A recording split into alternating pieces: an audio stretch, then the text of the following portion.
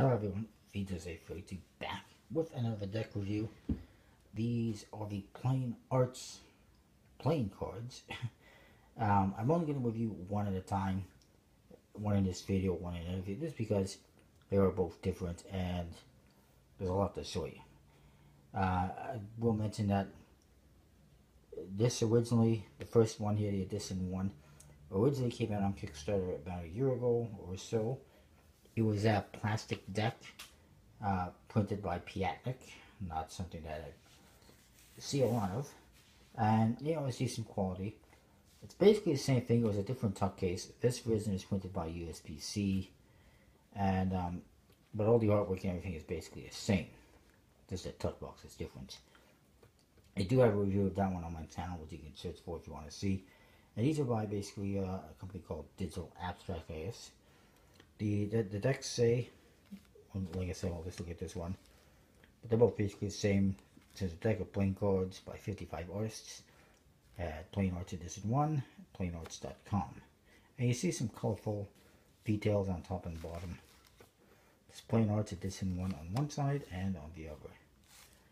Top, there's colorful details, which are part of the back design. And in the bottom, it says made by United States Playing Card Company. It might be a little bit hard to see that, but that's what it says. The back, it says there's an about. It says from the Two of Clubs to the Ace of Spades, each card in this deck has been individually designed by one of the 55 selected international artists in their distinct style and technique. 52 point cards plus 2 jokers plus an info card. There's also an ad card, and this one has a red USPC seal. Flaps, you just get more of those nice color details. Then we get to the cards. You get an ad card with a colorful border. It says deck of playing cards by 55 artists. Plain Arts Edition 1, plainarts.com. And in the back you see the back design. It's pretty colorful. It is a one-way back, unfortunately, because you do have pips within it. There's diamonds, clubs. I guess that's the hearts and spades. Or, I could be wrong. Well, anyway, this one looks like a circle, but I guess it's representing the hearts. You got a diamond. This one, I guess, is a spade, and this one, a club. No. Yeah, it's got to be. I don't know. And then plus these circles here, they're different as well, so. And there's probably other details as well, but they're basically, it's not mirror image, and it's a pretty thick border, which is unfortunate. I wish they would have fixed that. Then you get a card that tells you who all the artists are by suit and value, and also for the jokers. And it says the backside is by Evgeny Kiselev from Russia.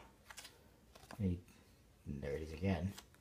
And yet artists here from everywhere: Sweden, USA, Spain, Belarus, Great Britain, GTM, whatever place that is, Brazil, France, I think that's Austria, Chile, I believe, Philippines, Italy, New Zealand, Poland, Romania, Mexico, Canada, Singapore, Ireland, Germany, Zimbabwe, Malaysia, I think that is, Thailand, Russia, all over the place.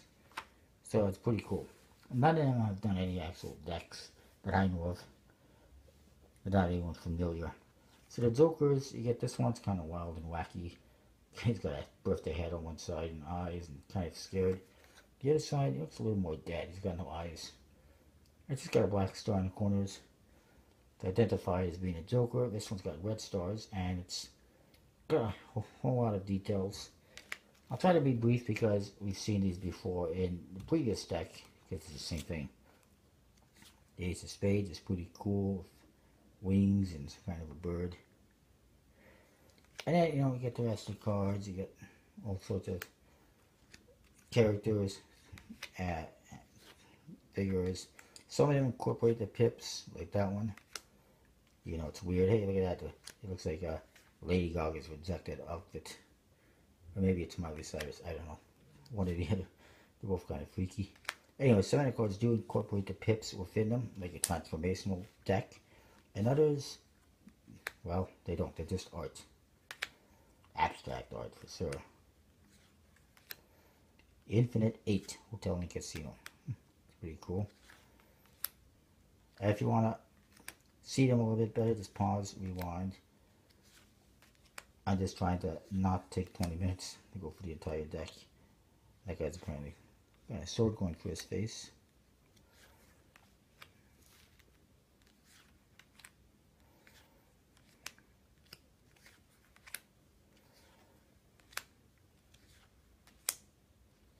Sorry, I just got lots of stuff. That one's the Jack. Makes sense. They're pretty nice. They're definitely, you know, all got their unique style and details and colors. That one's kind of gross. That one's weird. That one's a bunch of numbers. That all add up to 7. Apparently, 3s and 4s.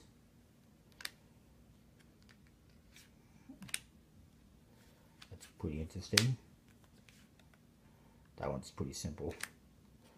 That one's, yeah, skyscraper.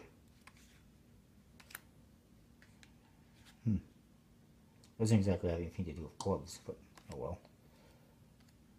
Yeah, at least this one's got heart tattoos and it fits. Oh, pretty interesting. Pretty ladies. 2's better than 1, of course. That's pretty nice. That one's pretty interesting. So yeah, it would be nice if they, you know, kept them all as like transformational cards or something. Maybe that's Slimer.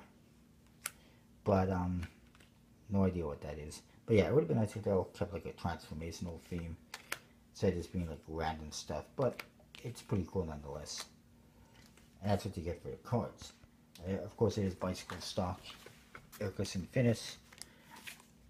A handle good. Look pretty good. The back design is very colorful. Very interesting faces. As far as the art is concerned, you know, I'll give it like a 3.75 out of 5, just because it's good, but it's weird and just all over the place. Oop, I apologize. Losing the cards. And not to mention, it's got a one-way back design with kind of thick borders. But the handle good. I'll give the handling 3.75 or 4 out of 5, somewhere around there. Usability. Are you going to use this to play cards? Do magic tricks? Highly unlikely. I wouldn't recommend it. They're just too weird. They're too hard to, you know, identify them. Cards should be easily identifiable, especially for magic. You should be able to pull out a card and go, oh, I know what that is.